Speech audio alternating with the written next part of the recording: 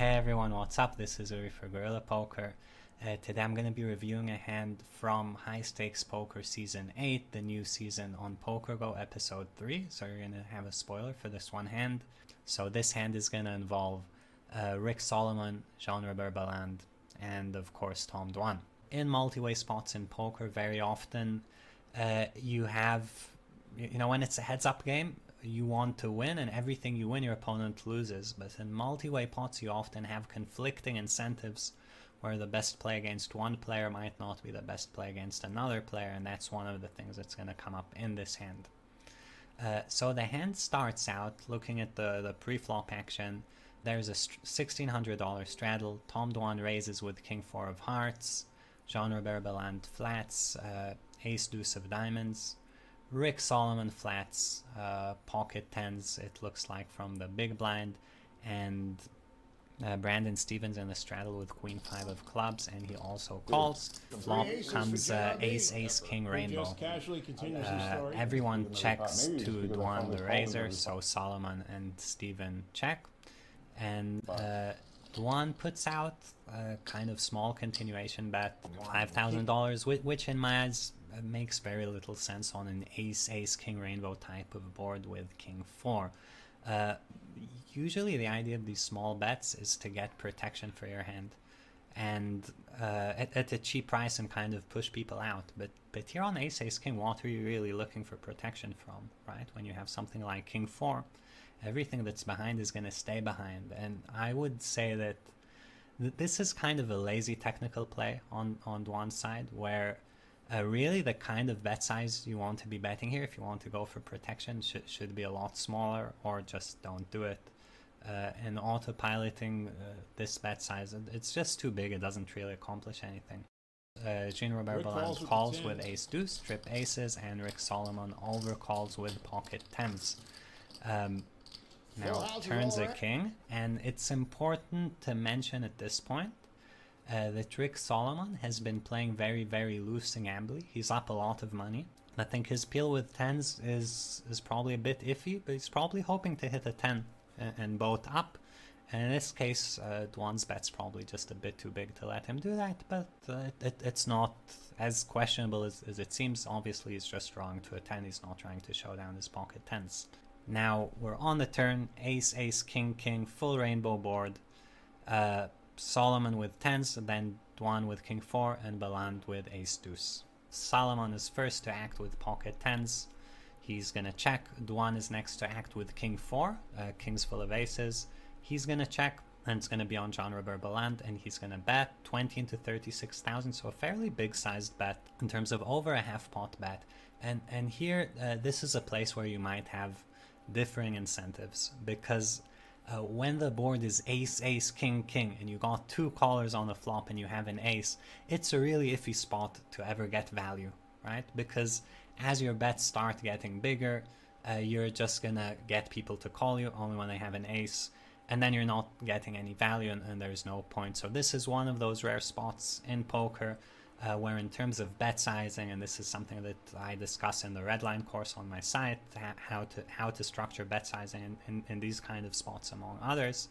But this is one of those spots where, in terms of bet sizing, you want to go really, really small, maybe 25% pot, maybe smaller, maybe way to the river. I'm not really sure how it works exactly, but definitely not this big.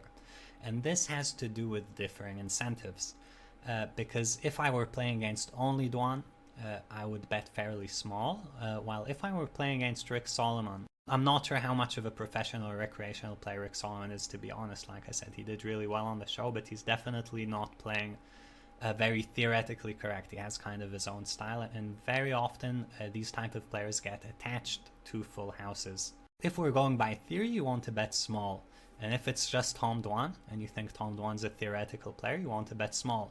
But if you have a bunch of recreational players and you have an ace, they're not going to fold a king, so you want to size up your bet. You don't want to make it obvious, like just go all in on a turn, but definitely size up, like go 60%, 60%, and get some big sized bets in, because they're not folding a full house.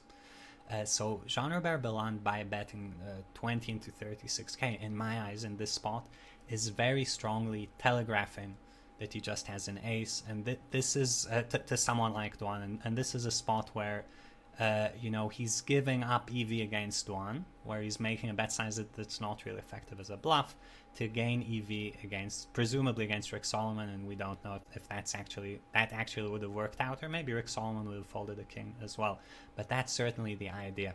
But the surprising thing here is that Tom Dwan actually called with a king, and I was really shocked to see this. This is not the, you know, poker's no limit hold'em is not Tom Dwan's main game anymore, and it kind of shows here. I think in some other variants, maybe full houses are really, really strong.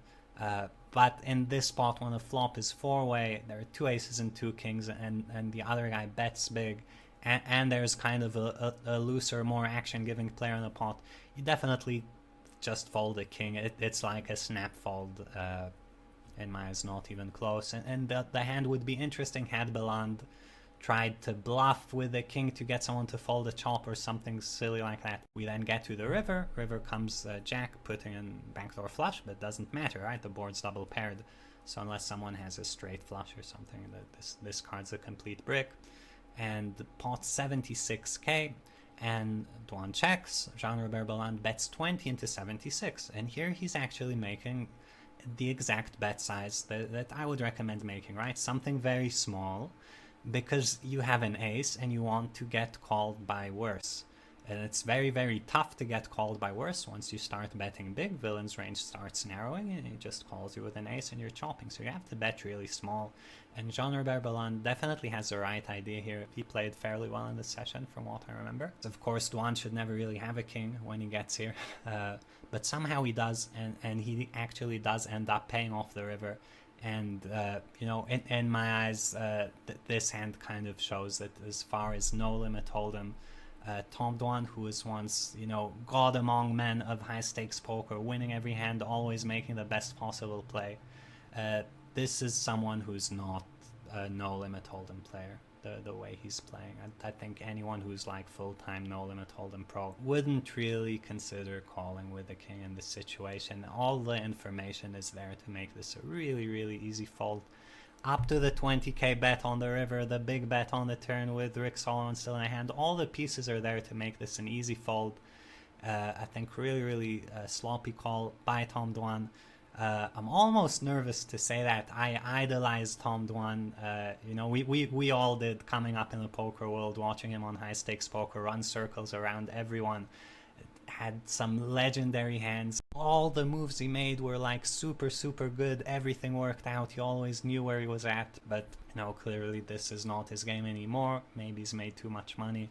Maybe some other reason. I don't know. Either way, still always, you know, old Tom Dwan was for sure on top of the game. Current Tom Dwan, based on this hand, I personally am not very impressed. And yeah, I guess that's all there is to say. Like I said, hand shows a bit of this, a bit of that in terms of, you know, multi-way pots and the considerations you might have, and the fact that when you're making a bet in a multi-way pot, you often have to think about all the players in the hand and how much information you're giving away and whether it's worth it.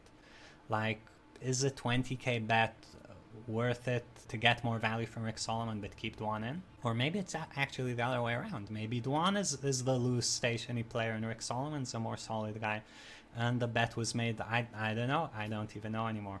Either way, hope you guys enjoyed the video. If you want to hear more about bet sizing, check out my new website, and that we have a course about Redline that has an entire chapter about how to size your bets on the turn and on the river.